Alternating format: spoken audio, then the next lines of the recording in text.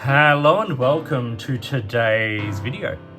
Today I'm reviewing a pen from Asvine, and it is this pen. This is the Asvine C80.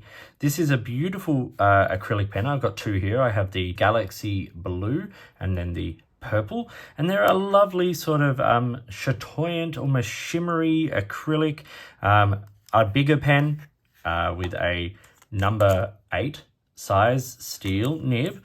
I'm going to talk about the parts and features of these pens today. I'm going to do a writing sample with both of them. I have both the medium nib and the 1.1 millimeter stub nib, and it's a stub nib that I think is interesting because we've seen a number of number 8 nibs coming around now, but to get one with a stub nib I think is fantastic. So a little while ago Asvine released the C2000, which was a stabilized wood fountain pen with a number 8 size nib. And that I think has been reintroduced now after some sort of alterations were made to the design. And this beautiful pen, the C80, sort of followed after. A number of brands have done, some number 8 size nibs. Here's the Mahjong P139 with its number 8 size nib. Wing Sung's done a bunch. Jinhao have done some. Here's the beautiful X159 with its number 8 size nib. This is a pen I really enjoy. So when Asvine produced their number 8, I had really high hopes. I've loved a lot of what Asvine have been doing recently. Two of my favorite recent pens, the V126 and the J16 from Asvine, are both fantastic pens. We'll take a very quick moment here just to look at how the pen comes packaged. Like, it's the same as most Asvine pens. Cardboard box over a standard plastic little, frosted plastic box. You open that up, you get a little bit of pen information, all that kind of stuff. The pen comes in a plastic sleeve and then sits in there. It's all very neat and tidy. A little bit of sort of warning information and stuff on the back. And these little pen cases are super handy just in everyday life anyway. So, pretty nice packaging. For the first part of this video, let's look at the purple one here. So the top of the pen is simply domed and it's beautifully smooth and polished, and the finishing is remarkable. The cap swells and then sort of continues along nice and straight for the end of the cap, and there's a little sort of beveled step down there onto the barrel. The barrel continues to taper and then a nice rounded end. It is a twist cap and it comes off in about 2 turns, and it's very, very smooth. That little step down then onto some threads, and that material continues. It's not necessarily the same piece, but that patterning of material continues down to the section, and then a flare, and then we get the number 8 size nib with nice sort of line work on it, 1.1 there, and Asvine, and then a ginormous feed there, which is just fantastic. It is a cartridge converter pen, and it uses the standard sort of Chinese size, which is a 3.4 millimeter opening, so not necessarily traditional, standard international, but it's a nice converter that is branded with Asvine, and it works really, really well. It's a nice size pen. It's got great features. It's also simple. There's no clip, there's no roll stop, nothing like that to get in the way of the simple lines of the pen, and it writes like a dream. Both of them write absolutely beautifully. And I think there's 6 material versions available, and I'm sure over the time Asvine will introduce more on this C80 model. I will quickly say the Asvine C80 does post. It is a bigger pen, so like I don't ever find myself feeling like I have to post this, but if you like to post your pens, this one absolutely does. And the balance is okay. It's an all acrylic pen model, a nice sort of simple acrylic cap, no, cap liners or clips or anything like that to sort of, weigh it down. So the balance is absolutely fine. It sits far enough back not to rub on your hand. Very comfortable. But it's one of those ones that doesn't always post necessarily sort of straight. And you have to give it a little bit of a push just to keep it on there. But it's very usable in that format. We had a good look at the material of the purple one. Let's have a quick look at the material now of the Galaxy Blue. This has a lovely shimmer to it. You can see when it catches the light, it's absolutely gorgeous. It's a primarily dark blue or black base with sort of hits of this sort of lighter sort of turquoises and teals and things like that all through it. It's a lovely combination, and I think it looks amazing in this pen model. This is one where I have a medium nib. It's a really understated sort of personality in the material of the pen. Some of the other color combinations or the other colors that this pen is available in stand out a little bit more. I loved the subtlety of this one. I think it's absolutely fantastic. For the size comparison today, we're going to look at it alongside 3 other pens. Firstly, we've got the Wancha Dream pen, and this is an Urushi pen. Then we've got the Asvine J16, which is roughly the size of maybe slightly bigger than the Mont Blanc 146. And then a standard Lamy Safari, just to put that into context. So you can see it is a good size pen. I think it shares a lot in common in terms of profile and almost size. It's a little shorter there than the Wancha, but it shares a good sort of size profile with that. It is bigger than the J16 just by a few millimeters. The J16 being one of my current favorite pens, full stop, especially with the Architect nib I have on it from Inkcision, the Australian Nibmeister. And then the Lamy Safari is considerably shorter than all of them. Uncapped, obviously something that jumps out is the size of that number 8 size nib alongside the number 6 size Yovo nibs on the Wancha and the Asvine J16. Obviously much bigger nib there than the Lamy Safari with its unique nib system. But also in terms of the size of the body, once again, we're staying fairly similar there to the Wancha, bigger than the Asvine and bigger than the Safari. Now, in terms of posted length, the Wancha doesn't really post, and I wouldn't want to post it anyway, given the Urushi material. But when it's posted, you see the C80 is much longer than the J16 and the Lamy Safari once again, and it's got a really good size section under the fingers. So what are the dimensions of the Asvine C80? Well, it's 154 millimeters when it's capped. It's 140 when it's uncapped. So it's longer than a lot of pens are capped. And then it's 178 when it's posted. So it is quite a long pen. Around the section is like 11 to 12 millimeters. So it's a very comfortable size under the fingers, even slightly on the bigger side. And around the cap is about 16 millimeters. So, make sure that if you're putting this into pen cases and things, that you find one that is an appropriate size. The pen weighs only 25 grams, which is astonishing for a pen of this size. 18 of that is in the body and 7 in the cap. So as I said, when you post it on the back, it doesn't back weight because less than a third of the pen's weight is sitting back there. So it's very comfortable. Okay, now for the fun part of the video where we do the writing sample. This is 90 GSM Clairefontaine paper, as I always try and use. So this is the Asvine C80 in the Blue Galaxy. This has a number 8 steel medium nib, and the ink in this is Mont Blanc Royal Blue, and I have this in both of these pens today for you. Let's do some writing.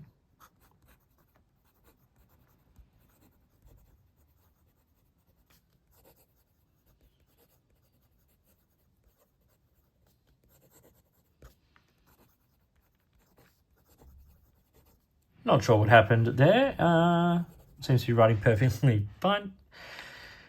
It's the thrill of doing reviews. In terms of wetness, I have no complaints at all. It's not super wet, but it's certainly wet enough. Reverse writing is okay. Not a flex nib, but there's a little bit of bounce. Railroaded out there. So yeah, not designed for flex. Quick writing.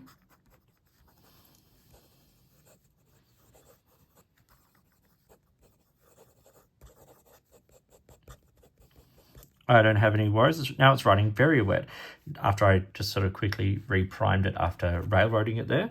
But, it's keeping up. There's no hard starts or skipping or anything like that.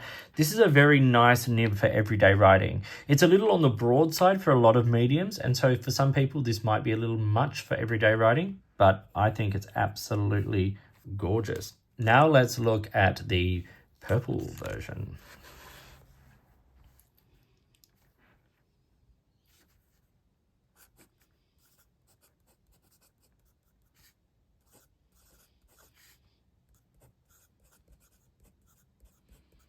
Primarily when I'm writing with stubs, as a left-handed writer, I print. I find that's where it's most interesting. This has a number 8 steel 1.1 millimeter stub nib, and the ink is, like the other one, Mont Blanc Royal Blue. This one writes wet. Let's do some writing.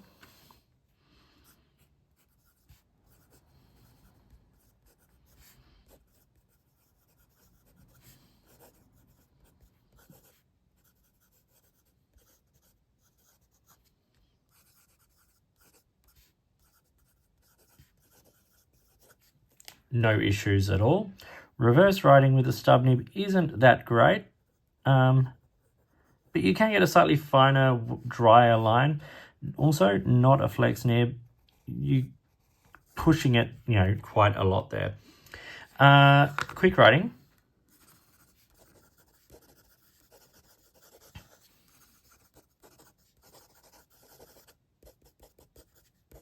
No real issues. There's a little bit of a skippy railroad just there, but I'm also not as a left-handed writer, I'm not the prime candidate for stub nibs. That's sort of more the territory of, the right-handed writer.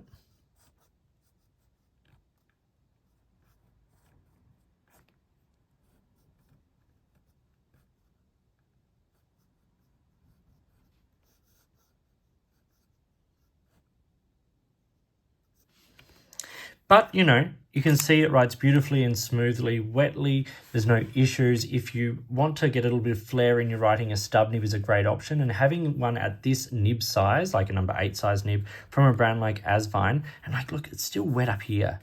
It's just putting down so much ink. This is a fun nib to write with. In fact, they both really are. Great nibs. Okay, so the Asvine C80 had been floating around online before it was released, which was really fun for all of us who need everything instantly. And once it came out, it was sort of snapped up everywhere. So getting your hands on one early on has been a little tricky. I have found there's a few retailers online, places like AliExpress and things like that, where you can get it for around the $45 mark. Sometimes higher, sometimes lower, but around that kind of price, which I think is an absolute bargain for the quality of pen you're getting. You can't injection mold these kinds of materials. It just doesn't work. It's got to be turned. Obviously, we're not talking about the same quality of detail that you might get from a craftsman like Stephen Just at Just Turnings here in Australia, but they are turned pens, not injection molded. With a number 8 size nib, fantastic deal. Obviously, I should say the C in C80 means cartridge converter. So it is a cartridge converter pen. Okay, so what are the pros and cons of this pen? I'm going to put out a neutral to start with, and that is the fact that it's got a number 8 size nib. For me, number 8 is pushing the upper limit of what is comfortable. For some people, it is beyond what is comfortable. So just always be aware that a number 8 size nib does change how you write on the page. It changes the position, all of that kind of stuff. So pro or a con depending on you. Cons. I don't love how it posts. I find it does post, but it doesn't necessarily always post super securely or enjoyably, but it is doable. There's no clip or roll stop, so it will roll around. And also you won't necessarily be able to click it onto shirt pockets. You may be able to get a clip that goes over it that might fit it, but it doesn't come with one. It is also a cartridge converter pen. For me, that's not a problem, but I know a lot of you love every other filling system under the sun. I would love to see this pen in a piston filling pen. So little knob on the end, all that same material, I think it'd be fantastic. there's no reason to my eye why this couldn't be eyedropped. It looks like one piece of, you know, this this resin or acrylic. It's got no metal components. So with a little silicone grease and maybe an O-ring at the top of the threads there, there's no reason why this couldn't be eyedropped, and that would give you a huge ink capacity. But I will say I have not tried it, so do not blame me if you get ink in your pocket. The other thing I want to say, and this is just a, you know, like a vague sort of question out into the ether, is what sets this design apart? There are a lot of pen makers who make pens that look like this. I brought up the Wancha before as an example of that. It is basically the same kind of profile. There's nothing unique about it. The materials, lots of brands use materials like this. So what sets it apart? Well, for me, more or less is what I'm going to say in the pros of this. So why don't I just skip to that? Pros of this pen. It's got a great nib. It's a smooth nib. It's a nice to have a number 8 size nib that writes like this, that performs like it. Winner, winner. I think, you know, yes, the materials are really beautiful. I think the pen size is fantastic. Like in the hand, it is so comfortable and so fun to use. I think the price is incredible. You know, we talk about, you know, individual, you know, craftsmen making pens in this sort of shape, but they're charging in excess of $200. Yes, they are, you know, individual artisans who are doing this work. This is a very different thing, but I think it's a really good price for a pen made like this, of this quality. And then I have to say, as much as I love that medium nib and it writes beautifully, this stub nib, it's beautiful. It's so wet, it's smooth. I love using stub nibs for drawing, so I will probably ink this with like a nice solid black ink at some point and just sketch with it, draw with it. I think it'll be a lot of fun. Gives you a good chance for sort of good line variation and great cross-hatching and filling in, and just wonderful. So yeah, I think it's a really, really great pen. Good price, nicely made, writes well. What's not to love? So these were the Asvine C80 in Galaxy Blue and Purple. I hope you found this video interesting and useful. Please like and subscribe, hit the notifications button, all that kind of stuff. If you've got products you'd like me to look at, or if you've got a way you'd like to support the channel, I would love to hear from you. A big thank you to Asvine for providing these pens for me to look at. I think the brand itself is doing wonderful things. So if you're not familiar, check them out. In the meantime, enjoy your pens, enjoy writing, and I'll talk to you soon.